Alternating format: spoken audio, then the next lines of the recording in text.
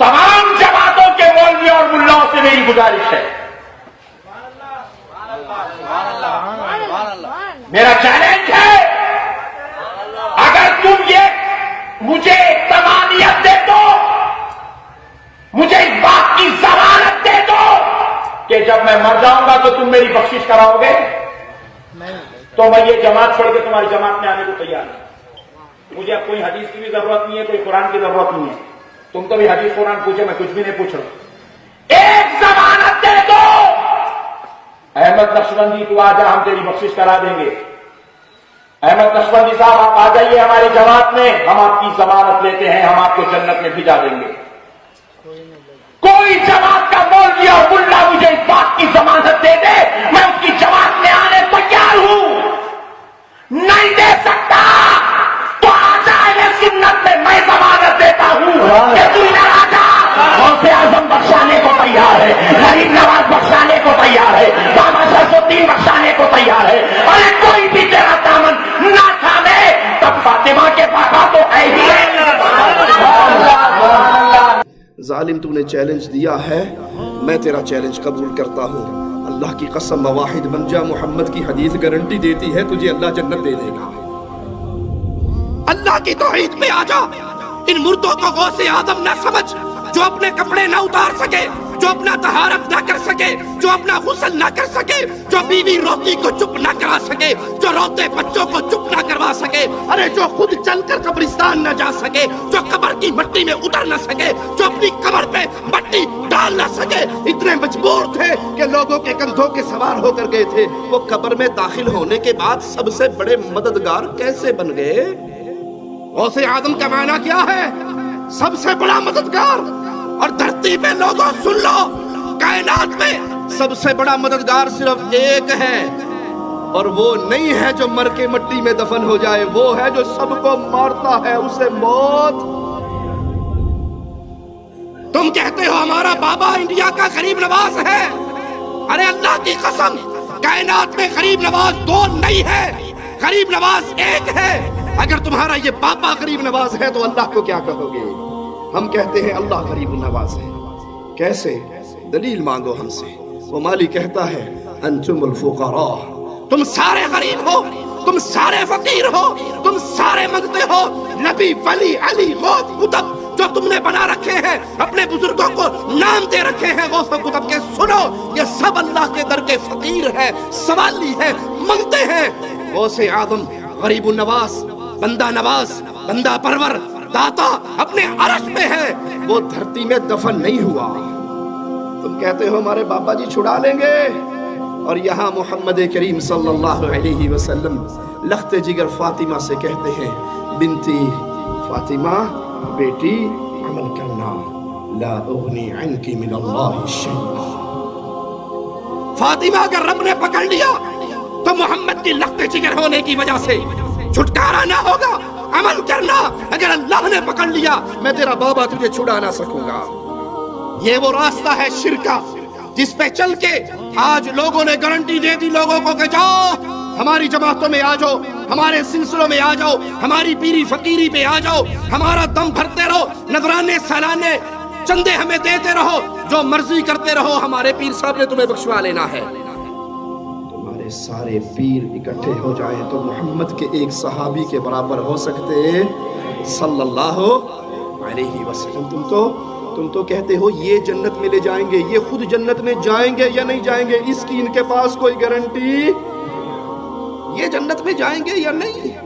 जिस इमाम को हम मानते हैं, जिस इमाम को हम मानते हैं, जिसको हमने इमाम आज़म कहा, कायदे आज़म कहा, रहबरे आज़म कहा, अल्लाह की कसम उसकी गारंटी है जब तक मोहम्मद दरवाजा ना खुलवाए जन्नत का दरवाजा कोई और खुलवा नहीं सकता। जब तक मेरे आका जन्नत में ना जाए कोई और नबी जा नहीं सकते। जब तक मुस्तफा की उम्मत ना जाए किसी नबी की उम्मत जा सकती सल्लल्लाहु अलैहि वसल्लम। यह गारंटी सिर्फ अहलुल हदीस के पास है। वो जन्नत खुलवाएगा, जन्नत में पहला कदम मोहम्मद का लगेगा सल्लल्लाहु अलैहि वसल्लम। तुम्हारे इमाम जाएंगे या नहीं जाएंगे उस पे कोई सबूत और गारंटी मौजूद میں نے کہا تھا تمہارے سارے پیر مل کے میرے نبی کے کسی صحابی کے قدموں کے برابر نہیں ہو سکتے. آؤ میں تمہیں سناتا ہوں. جہاد کا میدان ہے, تیر لگتا ہے, نیزہ لگتا ہے, نوجوان تڑپ کے شہید ہو جاتا ہے. صحابہ کہتے ہیں ہنی اللہ الجنہ, اس کو جنت مبارک ہے.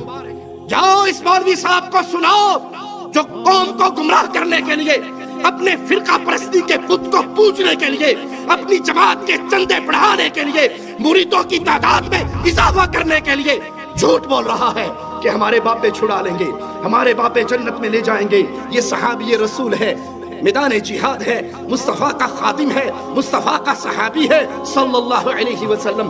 نیزہ لگا, فوت ہو گئے. ساتھی نے کہا اس کو جنت مبارک ہو. پیارے نبی نے فرمایا, پیارے حبیب نے فرمایا, پیارے مصطفیٰ نے فرمایا, امام کائنات نے فرمایا, محمد الرسول اللہ نے فرمایا صلی اللہ علیہ وسلم, کلا والذی نفس محمد بیدہ, اللہ کی قسم ہرگز نہیں, اس رب کی قسم جس کے ہاتھ میں محمد کی جان ہے, اس رب کی قسم جس کے ہاتھ میں محمد کی جان ہے, تمہارے اس ساتھی نے خیبر کے مال غنیمت میں سے ایک چادر چوری کر لی تھی. وہ چادر آگ بن کے اس کو لپیٹ چکی ہے. کون جنت میں جائے گا کون نہیں, تمہارے پاس اس کی دلیل نہیں.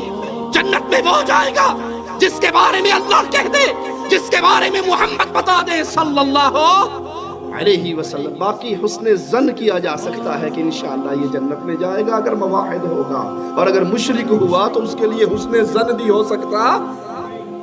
آج تم نے مردوں کو غوث اعظم اور غریب النواز بنا کے اپنی جماعت کی تعداد تو بڑھا لی. جو مرضی کرو, ہمارے نذرانے دیتے رہو, جنت پکی ہے. ایک ملنگ کہتا ہے کہ مولا علی جنت کے دروازے پہ کھڑے ہو جائیں گے, فرشتے جہنمیوں کو لے کر جا رہے ہوں گے, مولا علی ان میں سے ڈھونڈ ڈھونڈ کے اپنے ملنگوں کو چھین چھین کے جنت میں بھیج رہے ہوں گے. انا للہ و انا الیہ راجعون. میں شیر پیا پڑھدا, انہاں سارے تو وزنی شیر ہے. دیکھنا میرے پاس سونا میرا مولا, او اللہ دے قریب علی, سونا میرا مولا, او اللہ دے قریب علی.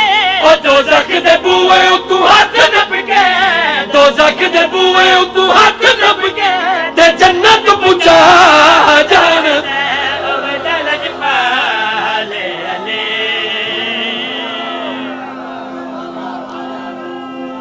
یہ قصے, یہ کہانیاں, یہ من گھڑت ڈھکوسلے صرف اس دنیا میں تو کام آ سکتے ہیں, قیامت کے دن کام نہیں آ سکتے.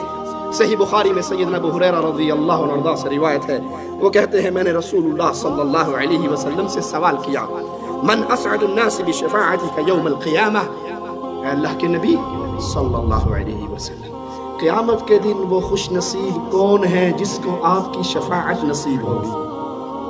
اللہ تجھے تیرے پیارے ناموں کا واسطہ ہے مولا, ہم جتنے یہاں بیٹھے ہیں تجھے تیرے پیارے ناموں کا واسطہ دے کے تجھ سے مانگتے ہیں, اللہ ہمیں حشر میں قیامت میں محمد کی شفاعت نصیب فرما صلی اللہ علیہ وسلم. اللہ ان گناہگار آنکھوں نے اس دھرتی پہ مصطفیٰ کے دور کو نہیں پایا, آپ کے پیارے مکھڑے کا دیدار نہیں کیا, اللہ محمد کے دیدار سے جنت میں محروم نہ کرنا صلی اللہ علیہ وسلم. اللہ جنت الفردوس میں مصطفیٰ کے ساتھ ہمیں بٹھا کر جنت عطا کر کے جنت کی سب سے بڑی نعمت اپنے چہرے کا دیدار کروا دینا ہے. پیارے حبیب صلی اللہ علیہ وسلم, وہ کون خوش نصیب ہے جس کی شفاعت قیامت کے دن آپ کرو گے؟ قال رسول اللہ صلی اللہ علیہ وسلم, لقد ظننت یا ابا ہریرہ ان لا يسألني عن هذا الحديث احد اول من لما رأيت من حرصك على الحديث. ابو ہریرہ مجھے پہلے ہی یقین تھا, جتنا تجھے شوق ہے احادیث کو یاد کرنے کا, تیرے اس شوق کی وجہ سے مجھے یقین تھا کہ یہ سوال تیرے علاوہ تجھ سے پہلے کوئی اور نہیں کرے گا. یہ سوال تو نے کیا تو اس کا جواب سنیے. پیارے نبی اس خوش نصیب کی تعریف بیان کر رہے, اس کا تعارف کروا رہے. وہ کون ہوگا جس کو قیامت کے دن نبی کی شفاعت ملے گی؟ اسعد الناس بشفاعت یوم القیامہ من قال لا الہ الا اللہ خالصا من قلبه او نفسه. وہ خوش نصیب قیامت کے دن نبی کی شفاعت پائے گا جس نے سچے دل سے, سچی نیت سے, سچے عقیدے سے لا الہ الا اللہ کا اقرار کیا ہوگا، جس نے کہا ہوگا غوث اعظم اللہ، جس نے کہا ہوگا غوث اعظم اللہ، دھرتی کے مردے غوث اعظم نہیں، فقیر ہے، منگتے ہیں، کلاش ہے، بھوکے ہیں، فقیر ہے، رب کے در کے سوالی ہے، رب کسی کا سوالی۔ قیامت کے دن شفاعت آمنہ کے لال کی کس کو ملے گی؟ جس نے دھرتی پہ کہا ہوگا غریب النواس اللہ، مشکل کشا اللہ، حاجت روا اللہ، بگڑی بنانے والا اللہ، شفا دینے والا اللہ، عزت دینے والا اللہ، موت دینے والا اللہ، اس دنیا سے لے جا کر پھر قیامت کے دن اپنے سامنے کھڑے ہو کر حساب لینے والا اللہ۔ اللہ کے علاوہ کوئی اور نہ مشکل کشا ہے، نہ حاجت روا ہے، نہ بگڑی بنا سکتا ہے، نہ شفا دے سکتا ہے، نہ موت و حیات کا مالک ہے۔ جھوٹ کہتے ہیں وہ جنہوں نے کہا ہمارے پیر صاحب نے موت کے فرشتے کو پکڑ کے روحوں کا تھیلا چھین کے الٹا کر دیا تھا، سارے مر گئے تھے۔ تمہارے پیر کو یہ طاقت تھی، جب آمنہ کے لال کی گود میں ابراہیم فوت ہو رہے تھے، انہوں نے موت کے فرشتے کو کیوں نہ روک لیا؟ تم اپنے پیروں کو پیارے نبی کی عزت سے بڑھانا چاہتے ہو؟ جب تک اہل الحدیث زندہ ہے، اہل حدیث کا ادنا سا بچہ اس دھرتی پہ جب تک زندہ رہے گا، وہ شرک کی غلاظتوں کو پھیلنے کی اجازت نہیں دے گا۔ کون ہے جس کو مصطفیٰ کی شفاعت ملے صلی اللہ علیہ وسلم، جس نے سچے دل سے کہا لا الہ، کوئی الہ نہیں، کوئی عبادتوں کے لائق نہیں، کوئی پوجے جانے کے لائق نہیں، کوئی سچا معبود برحق نہیں سوائے ایک اللہ کے۔ اس حدیث سے بھی ثابت ہوا پیارے نبی کی شفاعت کی عظیم نعمت ملے گی تو صرف اہل توحید کو ملے گی، مشرکوں کو مل سکتی؟ ٹیل تو لگاتے ہیں بیچارے، کوشش تو کرتے ہیں میلاد شریف منا کے، پوچھو یہ میلاد کیوں منا رہے ہو جی؟ آپ کو کیا پتا، وہ ابو لہب جو ہے نا وہ جہنم میں پڑا ہوا ہے، لیکن جس انگلی سے اس نے فوبیا کو آزاد کیا تھا وہاں سے اس کو شہد اور پانی ملتا ہے۔ ہم نے کہا تمہیں مبارک ہو، میلاد منا کے اسی کے ساتھ چلے جاؤ، ہمیں مبارک ہو کہ ابو بکر نے یہ عمل نہیں کیا، ابو بکر جنت میں ہے، ابو لہب کی دلیل تمہیں مبارک ہو، ابو بکر کی دلیل ہمیں مبارک۔ اپنے پاس سے made in India, made in Pakistan مسئلے بنا کر رسول کی شفاعت، اجی نہیں آپ کو نہیں پتا، جب بھی نام سنو نا محمد تو صلی اللہ علیہ وسلم کہنا ذرا مشکل ہے نا، لمبا کام ہے، تو آج کل کمپیوٹرائز دور ہے، ہر چیز کے کوڈ آ گئے ہیں، تو اتنا لمبا کہ محمد صلی اللہ علیہ وسلم سوکھا جا کام، یہ کیا ہے کام ہو جاتا ہے، شفاعت مل جائے گی۔ بھئی یہ ہوا کیا؟ ارے نہیں سمجھتے میاں، اس میں نور ہے، جب نور کا نام آیا تو نور کو چوم لیا۔ ہم کہتے ہیں استنجا کرنے لگے، نور تیری خالہ دے کٹ ٹر جاتا ہے، طہارت کرتے ہوئے یہ نور واپس چلا جاتا ہے، پھر بعد میں آگے آ جاتا ہے، جھوٹ مارتے ہوئے تمہاری عقلیں گھاس کھانے چلی جاتی ہیں۔ ان میڈ ان انڈیا پاکستان مسئلوں سے شفاعت نہیں ملے گی۔